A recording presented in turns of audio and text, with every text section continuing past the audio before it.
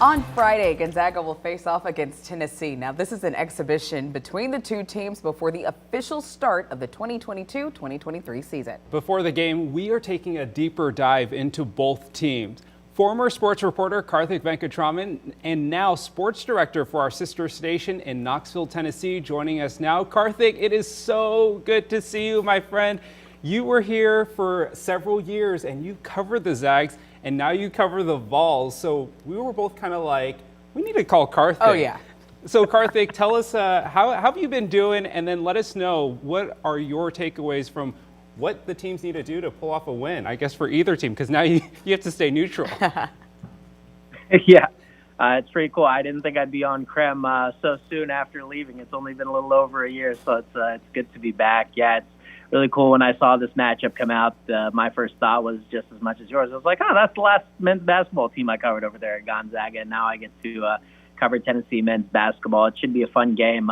Both teams are really good. Obviously, Gonzaga there is the number 2 preseason team in the country, and UT at number 11. Both teams with very high expectations going into this year, and a lot of returning talent for both. Notably for Gonzaga, of course, Drew Timme and guys like Julian Strother back in the mix, and then for the University of Tennessee, they got Santiago Vescovi, Josiah Jordan James, Zakai Ziegler. They have a lot of players of their own right that are really good, gritty kind of players. I think this will be a really good basketball game and a great exhibition to watch. It's always fun, when top 15 teams go at it. And, Gonzaga loves to load up their schedule, whether it's in the beginning of the regular season or I guess the preseason too. And so this should be a little fun matchup between both teams with a lot of talent on them.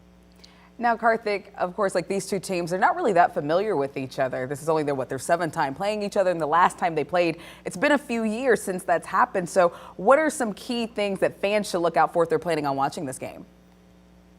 Yeah, I think you're going to see a very up-tempo kind of game. Tennessee's trying to go a little more fast-paced this year than what they did last year. And if you've ever watched a Gonzaga basketball game, they like to run. So it should be a very fun, intense game with a lot of talented players. And I think both teams are trying to see what rotations and lineups they really like going into the season, and what better way to do it than, going up against some really stiff competition.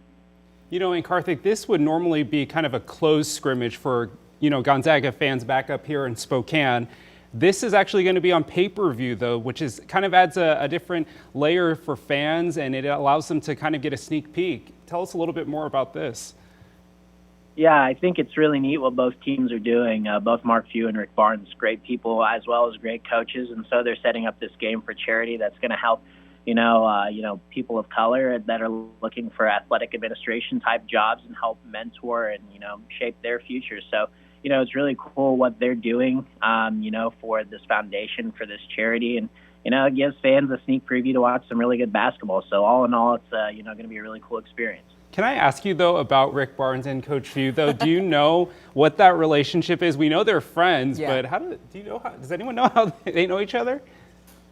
I think they've known each other for quite some time. I think it dates back decades from my understanding, obviously knowing each other through the coaching ranks. And, both guys are, guys that are easy to make friends with, both good dudes. And I think they just kind of kept that relationship, which is probably a big reason why this scrimmage is happening in the first place. All right, now, Karthik, you have definitely covered both teams. You are an expert on both of these teams and their matchup. Do you have any bold predictions as to who is going to come out on top, though? If I had to pick, I would take Gonzaga. I think if it's going to be a very up-paced kind of game, I think that's something the Zags are used to. It's something Tennessee's going to try and figure out and mold into. Gonzaga also has, maybe one of the front runners for National Player of the Year there, and Drew Timme, and they're going to be really good, and I think one of the top teams in the country. If this is going to be a up and down style of pace game, I'll take Gonzaga. Usually the teams that they lose to are the ones that can really slow it down and give them a tough time. Whether that's the like of St. Mary's or last year in the NCAA tournament against Arkansas. So I would take Gonzaga if this is going to be an up and down kind of game. And you mentioned Drew Timme. We know Drew Timme is from Dallas, which is only about 30 minutes away from where this game is being played.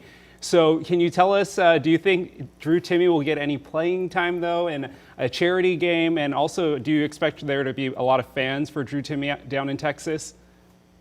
I'm sure there'll be playing time for Drew Timme. As I said, these teams are trying to figure out their rotations and their lineups, and they want to get their guys in. How much he'll play, I don't really know.